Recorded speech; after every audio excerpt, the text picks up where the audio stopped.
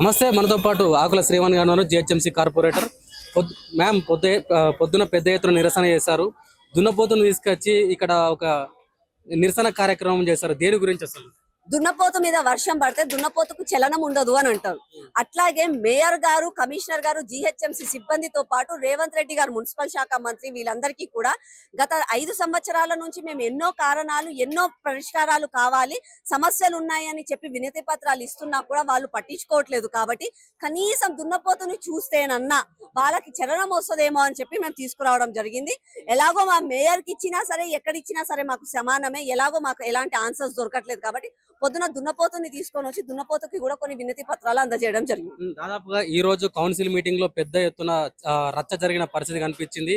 వందే మాతరం గీతం ఆలపించలేదని చెప్పేసి మీరు కూడా కొంతవరకు ఎంఐఎం నాయకుల మీద కొంచెం సీరియస్ గా అయిన పరిస్థితి కనిపిస్తుంది. ఏం చెప్తారు దాని గురించి? వందే మాతరం గీతం పాడని వాడు నిజంగా కూడా భారతదేశంలో ఉండే హక్కు వాళ్ళకి లేదు.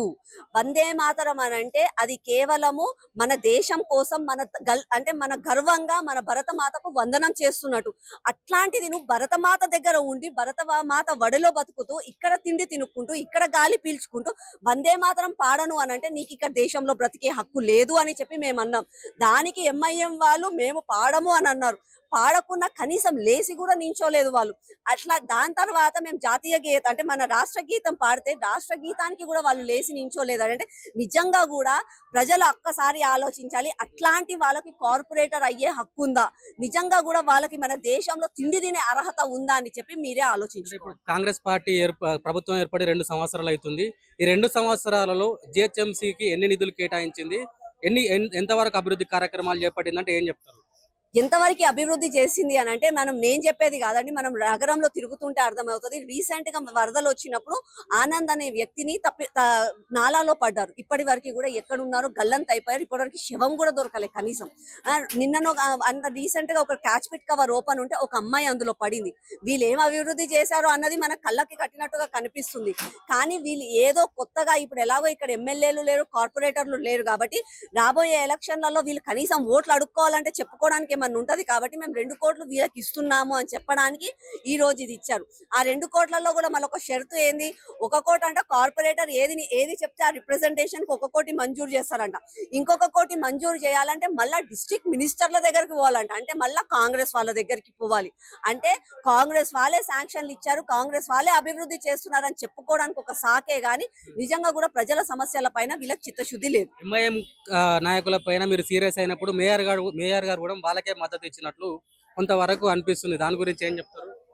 కరెక్ట్ గా చెప్పాలంటే మేయర్ గారికి చిత్తశుద్ధి ఉంటే, నిజంగా కూడా మేయర్ గారికి దేశం పైన ప్రేమ ఉంటే మేయర్ గారు సభ స్టార్ట్ కాక ముందే ఫస్టే ఈసారి 150 సంవత్సరాలు పూర్తి చేసుకున్న సందర్భంగా వందే మాతర గేయం తోటి సభను ప్రారంభించాలి మేము అప్పటికి చెప్తున్నాము కూడా. కానీ అయినా కూడా మేయర్ మొండిగా ఫస్ట్ ఆమె థ్యాంక్ యూ, నన్ను మేయర్ చేసినందుకు థ్యాంక్ యూ అని ఆమె స్పీచ్ చదువుకుంది. ఆమె స్పీచ్ తర్వాత ఇక్కడ ఎవరైతే కాలం చెల్లించిన వాళ్ళు ఉన్నారో వాళ్ళకి సంతాప సభ లాగా అది చేయించింది. సరేలే అని అనుకున్నాం మేము. దాని తర్వాత నన్న వందే మాతర గేయం పాడాలి అని అంటే సరే అని చెప్పి తన ఆమోదం పలికిన తర్వాత ఎంఐఎం కార్పొరేటర్లు కూర్చొని నించొని కూడా నించోవట్లేదు.